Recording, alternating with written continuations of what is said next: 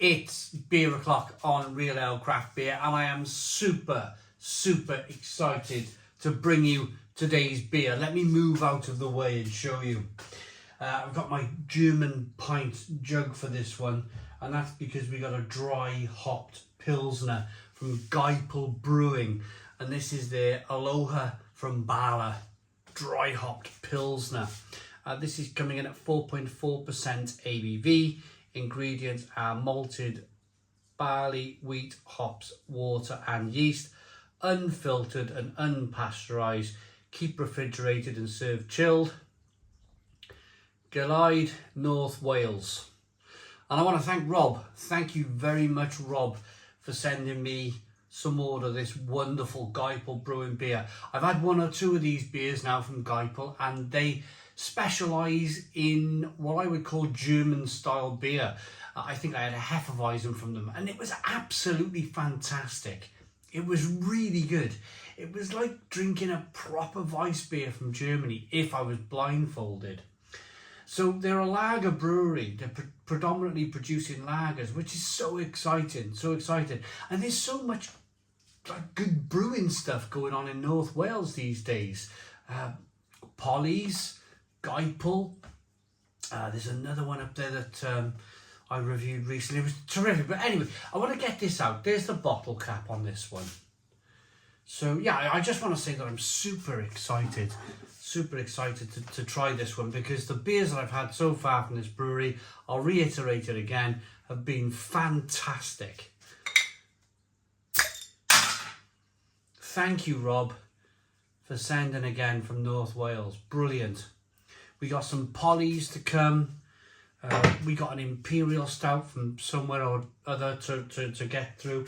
And we've got another Doppelbock from Geipel to review. So let's get this dry hop Pilsner out then into a glass and see what we get. Oh, look at the colour. Ooh. Now then.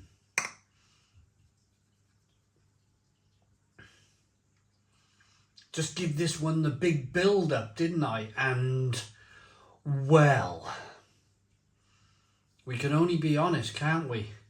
Even if the beer has been kindly sent to us by the wonderful Rob in North Wales, I think you guys would only appreciate my honesty and giving my honest opinion, my first look at this beer. Unfortunately, it looks oxidised. This doesn't look like a Pilsner. This looks far too deep and dark and brown, if you like, for a Pilsner. It may look, I mean, it may have been brewed to look like this, who knows, but I don't think so. You've all seen a Pilsner, yeah? They're light and golden and lovely looking. This got good carbonation. It's got a 2-finger white head, but it's brown. The best way I can describe that is like a slightly dirty brown colour. And that's unfortunate. So let me be clear. Let me tell you what's happened. So when a beer oxidises, it might be the fact that the bottle cap wasn't put on properly, or it might be the fact that it come loose in transit. I can't imagine for 1 minute that the brewery have poured some out of the fermenter, looked at it. I mean, if it was this colour, looked at it and gone, you know, that's okay for bottling. I can't imagine they would do that. People know their beer. People certainly know their lagers. People certainly know their Pilsners. If there's a lot of people out there buying this beer and they're all pouring brown like this, then there's going to be a lot of disappointed people out there. And breweries, they can't afford. Breweries can't afford that reputation. They really can't. I might drink this now. It might be the best Pilsner I've ever drank in my life. Who knows? But I have to give my opinion. I have to give my honest opinion on the way the beer looks. And it doesn't look great. Aroma.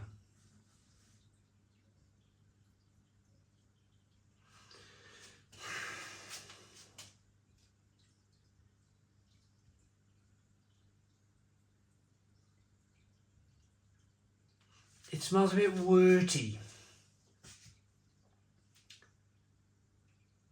Smells a little bit like sweet Ovaltine.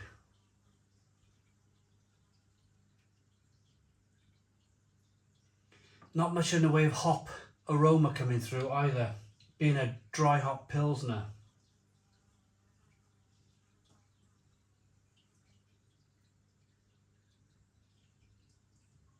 Yeah, just a bit Ovaltine-like and a bit worty. Okay, let's get in. Cheers, everybody.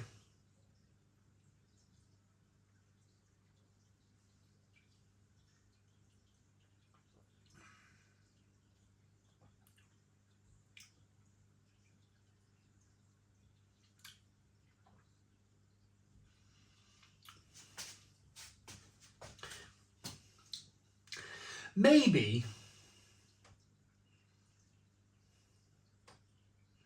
now I've only ever come across this once before,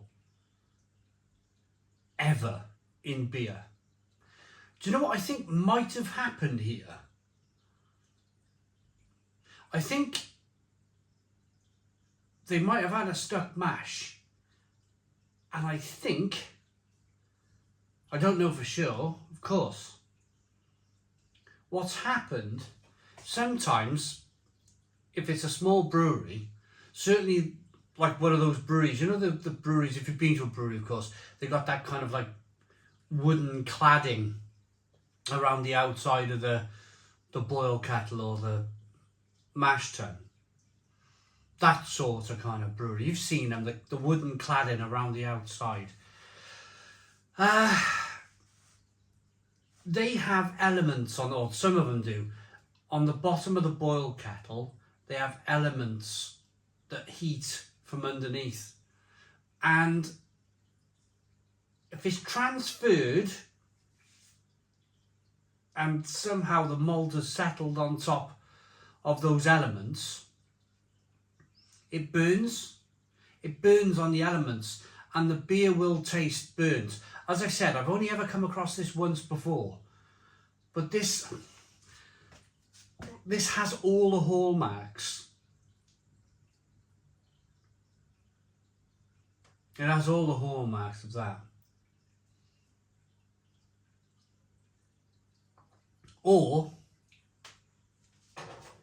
as I said, it might just be that it's oxidized.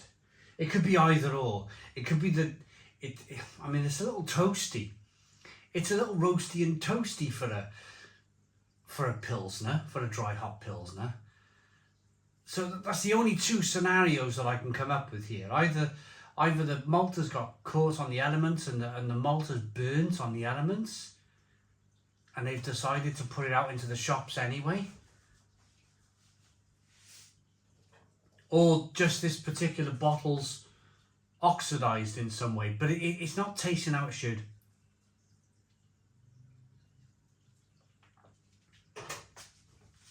And that's a real shame, because their Hefeweizen was out of this world brilliant. It was fantastic.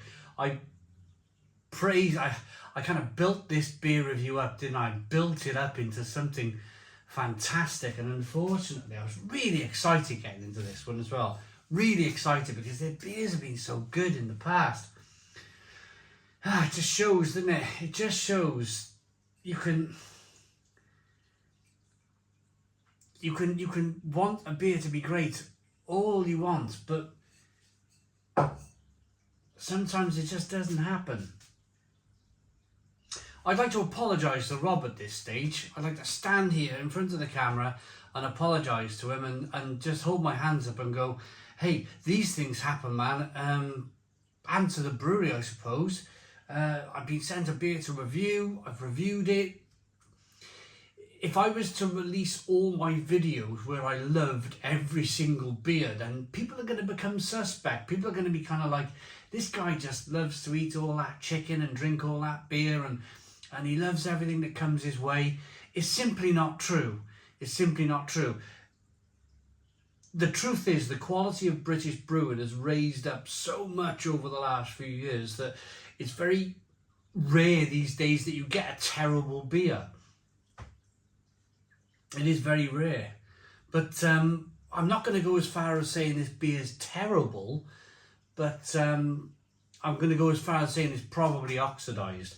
I'm going to rate it.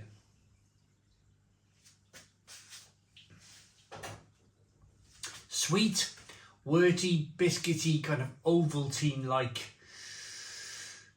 All the hops have dropped out of it. There's no kind of hop aroma. There's no hop taste. There's not really much of a hop bitterness either. It's a real shame. It's a real shame. So 3 out of 10. 3 out of 10 from Real Ale Craft Beer. Sorry, Rob.